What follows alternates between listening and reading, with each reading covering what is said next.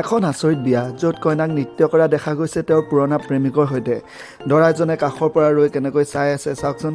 ভিডিঅ'টিৰ শেষত কইনাগৰাকীয়ে পুৰণা প্ৰেমিকক সাৱটি ধৰি নৃত্য কৰাত বহুত মানুহে আঁতৰাই দিবলৈ অহা আপোনালোকে দেখিবলৈ পাব। গতিকে ভিডিঅ'টো শেষলৈকে চাই থাকক।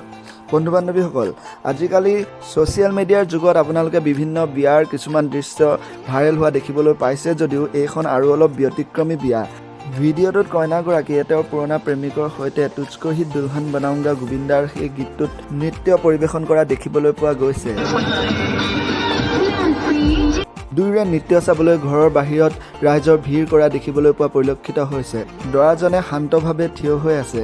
কইনাজনীয়ে পুৰণা প্ৰেমিকৰ সৈতে নৃত্য কৰি থাকোঁতে দুয়োজনে আলিংগন কৰে।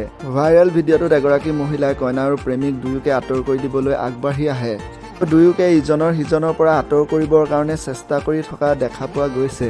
আনহাতে দুয়োৱে ইজনে সিজনক এৰিবই নোখোজে।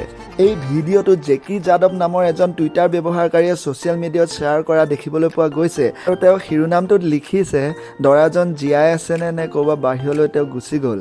এই ভিডিঅ'টো ভাইৰেল হৈ থকাৰ বিষয়ে বহু লোকে ধেমেলীয়া মন্তব্য কৰিছে। এটা মানৱ সমাজক লজ্জিত কৰা ঘটনা। চাওকচোন কেনেদৰে সংঘটিত হৈছে এনেকুৱা কাণ্ড।